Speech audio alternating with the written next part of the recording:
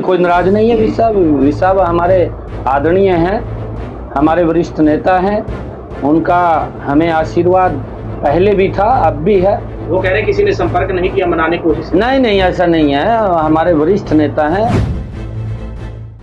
कैथल में मुख्यमंत्री नायब सिंह सैनी अचानक देर रात अपने पुराने साथी और भाजपा जिला अध्यक्ष अशोक गुर्जर के निवास स्थान पर पहुंच गए, जिसके बाद सैकड़ों कार्यकर्ताओं ने उनका भव्य स्वागत किया। इस दौरान सीएम सैनी मीडिया से रूबरू हुए, जहां उन्होंने अनिल विज की नाराजगी के सवाल पर बोलते हुए कहा कि समय लगने पर मैं जल्दी ही उनके पास जाऊंगा और चाय पीकर आऊंगा।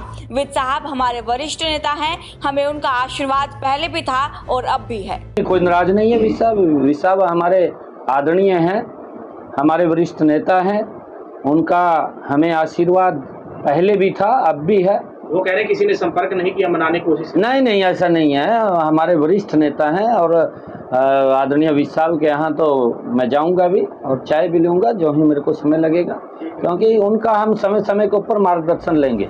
वहीं सीएम सैनी ने कांग्रेस और इनेलो पर भी जमकर निशाना साधा। सीएम ने कहा, भूपेंद्र सिंह हुड्डा और दीपेंद्र हुड्डा हरियाणा में सरकार आने के सपने देखते हैं। हरियाणा में कांग्रेस सरकार आ रही है, ये बात उन्होंने 2019 और 2014 के चुनावों में भी बोली थी।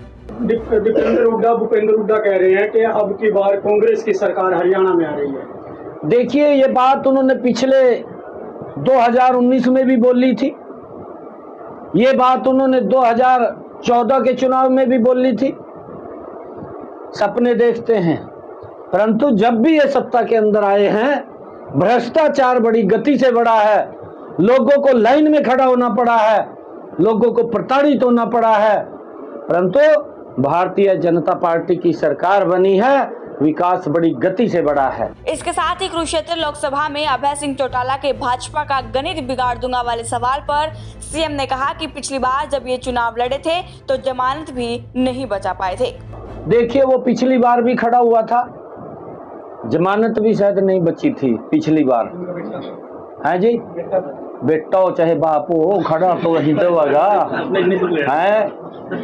ये भारतीय जनता पार्टी है, यहाँ से अगर मुख्यमंत्री दूसरा बन रहा है तो पार्टी का कार्यकर्ता बन रहा है, ये कोई छोटी बात नहीं है।